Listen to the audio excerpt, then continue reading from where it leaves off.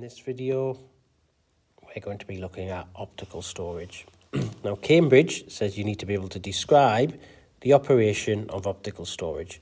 Now, what this basically means is you need to be able to say what optical storage is, where you might use it, the different types of optical storage, and how it stores data and how data is read from it. Now, we looked at the uses or when you might use optical storage in the last video. So if you haven't seen that one yet or you can't remember, go back and have a look at that video now. Now, optical storage is a form of secondary storage.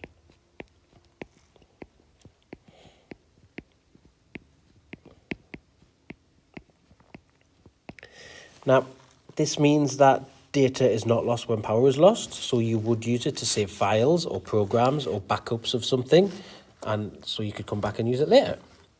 And there are three different types.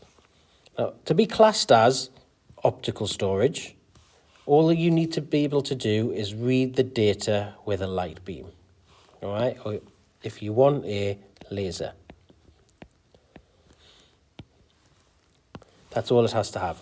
And we have three types. We have a compact disc, we have a digital versatile disc, more commonly known as a DVD, and we have Blu-ray discs. Now, they all basically work the same general way. The only reason that they're different is file capacity. So we have CDs, which will be the lowest. And then we have DVDs, which would be in the middle. And then Blu-ray discs, which would be the highest. So let's have a look, see how we read data from them. So I'm just going to draw a quick diagram here. And just a small disc to look at. So if we imagine our compact disc like that, and this disc surface is covered in a reflective layer. So you can kind of see it when you look at it. It's got a shiny surface. You can almost see your own face in it when you look at it. Now, on the reflective layer, there is millions of tiny, tiny microscopic pits or little divots, that are burnt out, that run around in a spiral from the inside all the way to the outside. Okay, so they run around in a spiral pattern on the surface. Now, what happens is that the CD drive spins the disc, all right, so the disc is spinning around and focuses a laser onto the surface of the disc. Now, when the laser hits one of the pits or the marks, it reflects back less bright, or if you want, more dim. Yeah, the light's slightly less bright. So when it reflects back, the sensor inside of the disk drive detects that it's not as bright. And then that is what it uses to tell the difference between a 1 or a 0. All right? Now, different types of discs have different capacities, and this all depends on how small the little dots are. All right, so the pits are very, very small in every type of optical disc, but if we can make them smaller, it means we can put more pits on there, which means that we can store more data on there. Okay, so obviously they are very, very small, like I just said, and they are very, very close together. But a CD has less pits per micrometer than other types of storage have. Okay, so you would have your CD would have less pits. It's still a lot, but it's less. Then you have your DVD, which has more pits. And then you have your Blu-ray, which has, at the moment, the most pits. So different types of lasers or different technology will be used to burn the pits in there, so which is why a Blu-ray would be more expensive than a CD, because the technology used, or the laser that is burning in the Blu-ray, and it is called Blu-ray because the laser is blue.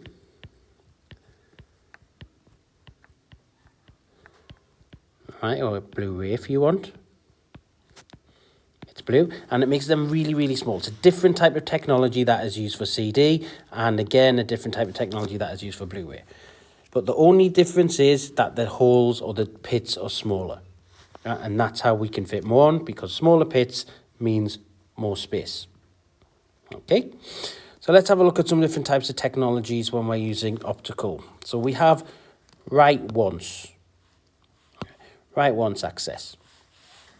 So CDs or CDRs and DVDRs let you write once to them. Okay, so a CD or DVD-R, you would buy it blank and you would use a stronger laser than what is used to read it to burn new data onto the surface of the disc. Once it's been written, you can't change it. Okay? Then you have a rewritable CD or a rewritable DVD. Now this gives you read and write access. That means you can read and then you can also write to it. Okay, but it not only can you write to it, you can write to it multiple times. All right, so it has a special surface on it, and this special surface can be melted by the laser, and then once you melt it, all of the divots or the pits go away or they disappear, and then you can use the laser again to burn new holes in it to make new data. Okay, so this can be done multiple times, rewritable. And then you have, finally, if I can find it here, your read-only access. Now this is a one you would buy from the shops, like a CD with music on, or DVD or Blu-ray that has a movie on, and it's just a normal read-only disc.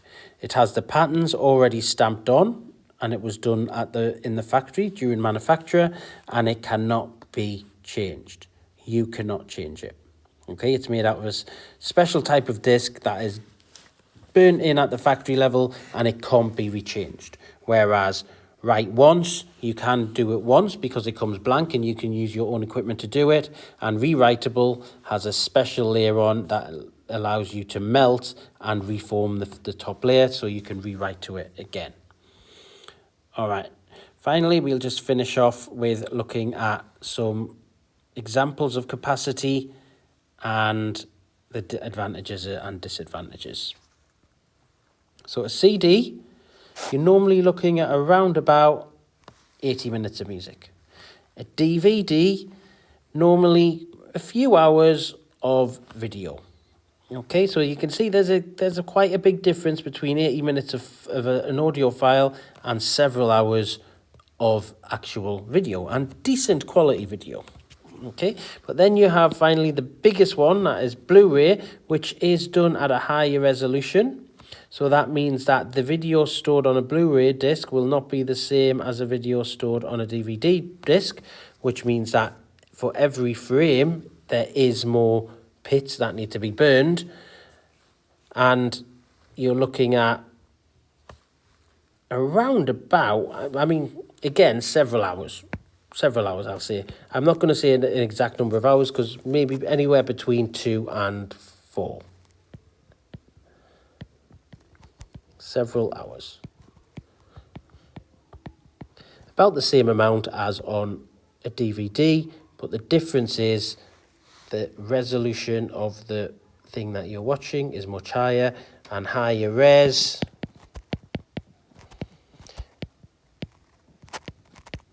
is equal to high storage. Now, have a quick look at the advantages and disadvantages. We looked at them last lesson, but we'll have a look at them now, or the last video I should say. So advantages and disadvantages of optical storage. Well, CDs are cheap, they are cheap when you're storing, remember, less than 10 gigabytes. All right, that's important, less than 10 gigabytes. If you're getting more than that, it becomes quite expensive, so you would want to look for something different. But they're also very portable. Yeah, they're light, you can carry them around.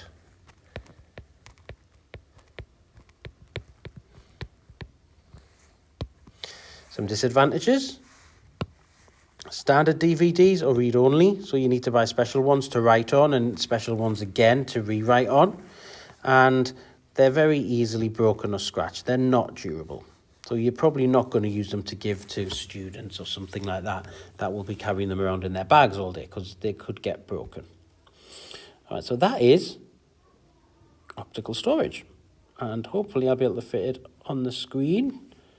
And if you need to, you can take a screenshot of that